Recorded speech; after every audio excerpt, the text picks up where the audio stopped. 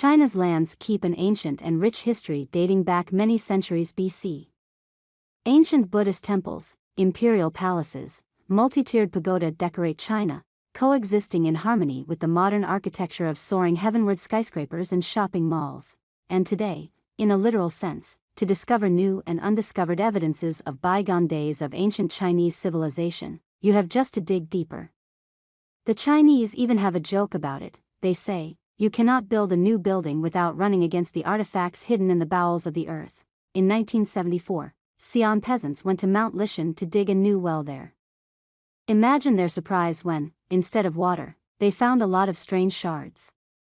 The initiated excavations revealed a few dozens of very old clay statues of warriors. Some of them have come down to us in a very good state, while the others have turned into a pile of scattered debris.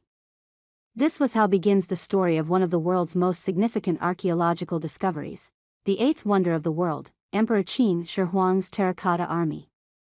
Excavations, carried out with the greatest caution, as there was a danger of serious damage to artifacts, were divided into 3 stages. The first phase was conducted from 1974 to 1984, the second from 1985 to 1986, and the third phase started in 2009 and is still underway. As of today, the scientists have discovered 8,099 soldiers of burnt clay. The warriors were arranged in 3 rows at a distance of 1.5 kilometers to the east of the first Chinese emperor tomb, Qin Shi Huang. Qin Shi Huang has made history of China as the unifier of China's lands under a single authority. It was him, under whose ministry the construction of the Great Wall of China, to protect China from the raids of barbarian tribes from the north, was initiated. The construction of the Qin Shi Huang's tomb was started during his lifetime. And after his death, he was entombed together with his 70,000 courtiers, concubines, servants and workers with their families, buried alive. The Chinese army's warriors were given quarter in this respect. However, their copies were sculptured and buried to stand guard over Qin Shi Huang in the afterlife. Instead, the warriors were made from clay mixture, based on local material from Mount Lishan. Each figure of the warriors was made in a skillful way. It artfully reproduced not only the warriors' combat clothing, but also their faces and hairstyles. All the terracotta warriors have their own unique faces. They were obviously sculptured from real people as models. However, they were above average stature, about 2 meters, in terrorem of enemies. Among the soldiers there were simple infantrymen, shooters and cavaliers with clay horses, sized of a pony. Arrayed, the soldiers had a real gun in the hands. Although, in length of time the wooden bows have decayed, the spears, crossbows and swords have survived pretty well. It should be noted that not every soldier had a weapon. The scientists suggest that some of the weapons were stolen during the peasant uprising during the reign of Emperor Qin Shi Huang's son. The clay warriors were made by hand and in parts, which were subsequently assembled. The warriors were burnt, hence the name, the Terracotta Army.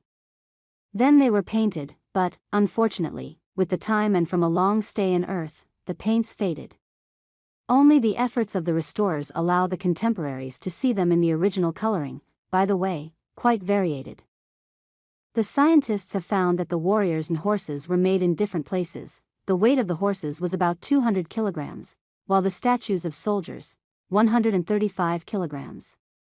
Together with clay statues of warriors and horses were also found statues of civilians, officials, musicians and acrobats. About 100 combat bronze chariots with elements of copper and gold were also found. By that time the Chinese army was armed with wooden chariots, but they did not come down to us.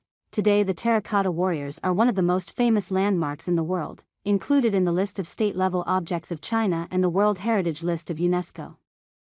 Several thousand strong terracotta army makes up an exposition of the museum, covering 16 hectares, opened right at the site of excavation.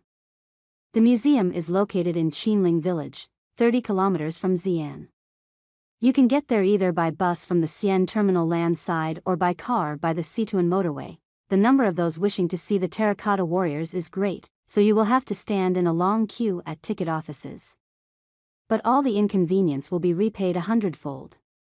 The complex itself consists of the museum and 3 pavilions, where excavations are still underway. Tourists are recommended to visit the pavilions in the reverse order, starting with the third. The third pavilion is the smallest one and houses basically destroyed figure. The second and first pavilions are represented by restored terracotta warriors in all their glory. The technique and skill the terracotta warriors were made with indicate a high level of development of Chinese painting as early as the 3 millennium BC. Before the discovery of the terracotta army, the heyday era of Chinese art was considered that of the Tang dynasty, which ruled China several centuries later. Currently, the scientists continue to make sensational discoveries at the site, but still, they are hesitant to proceed to the study of the tomb itself. Feel free to leave a comment below. Thank you for following. Don't forget to subscribe to the channel to stay updated with hot news every day.